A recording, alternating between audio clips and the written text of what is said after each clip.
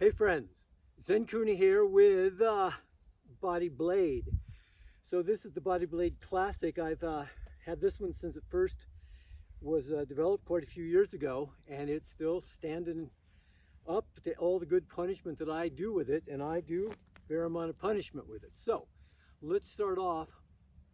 One of my favorites, interlace the fingers, just have your thumbs along the back side of it, and sink down a little bit, push the earth away, screw the legs in, tighten the glutes, tighten the abs, keep the body fairly still while you move the arms. So basically, if you do this for around 30 seconds to a minute, that'll be fine. When you're first starting off, may not be that long. Depending on your purpose, you might do it longer. Now, one of the considerations is that some people, when they start to do it, they're all over the place, and actually the BodyBlade isn't doing much. So you've got to lock in and get that movement. Now, it'll take a while, especially when you're doing some one-handed work. Even to this day, sometimes my left is not quite as good as my right. So that's okay. Just do the best that you can, because, hey, that's the best you can do right here, right now. You'll get better if you consistently persist with it. Next movement. Let's take another double-handed grip on it. We're just going to point it forward. Well, this is forward. This is down towards the ground. We're going to go from the ground up all the way overhead, and it's going to look like this. So we got our changing going on, different directions.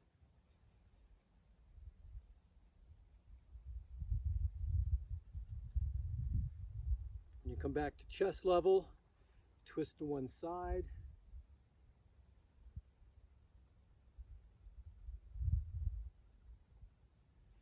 Now I'm just recovering from a broken arm.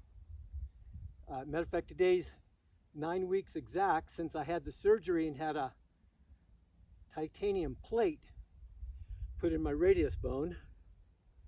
So this is part of my rehabilitation, restoration, and revitalization that I'm doing. And let it stop. So the titanium plate is right underneath this scar, right in there. So I've got a few more months of continuing to work with this and swinging Indian clubs, and then later on the kettlebells and the heavier steel clubs, and working back up to full range of motion, mobility, and usage, strength in this arm. Okay, so let's take another one. This time we'll go one-handed. We're out to the side, bend that elbow just a little bit, stabilize body. So we're going to stay out here for a moment. Put the other hand here. You'll see some people when they do this, they have the opposite hand is just frozen out there. You don't have to do that. Just put it on your hip. Now we're going to take it out into the front.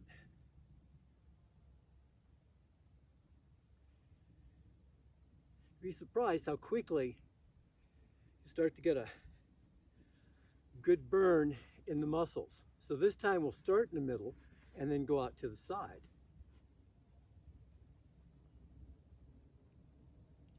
I can really feel the difference with this right arm.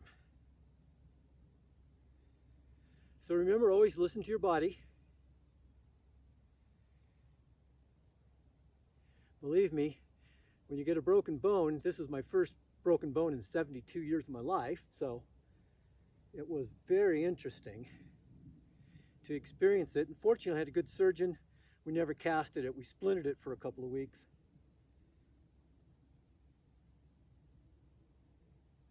And let it stop. All right. So then we're going to come overhead. So we're going to be punching it up, just like we're doing a press. So we'll start in this lower position, then take it up a little bit, and then up a little bit, and up a little bit, and up a little bit, and down a little bit. And okay, see that spot? Yeah, little glitch in the neuromuscular connectedness there.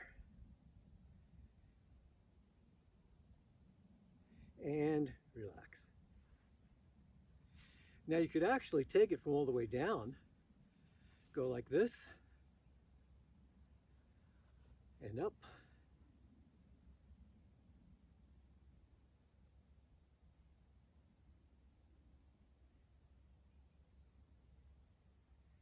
And instead of stopping at any one spot, just work up through them, each spot a few times. Go one more time.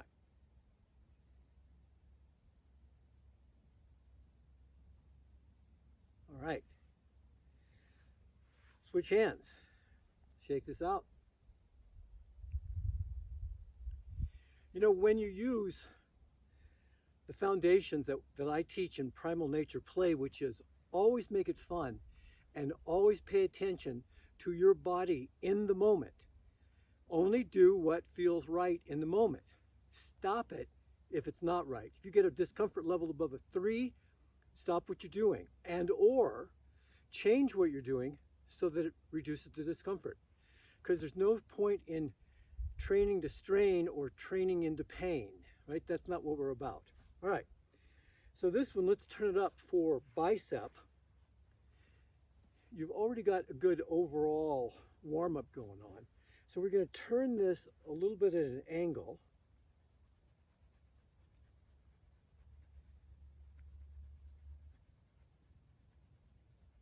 You notice that I keep my wrist basically in a neutral or slightly extended position.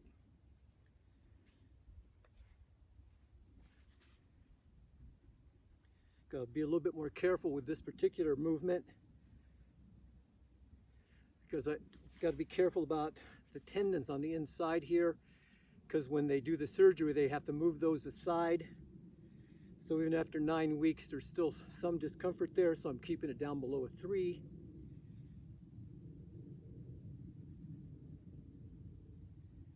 And there you have it. They last a long time. So make it fun, keep it interesting, listen to your body, and yep, make it fun.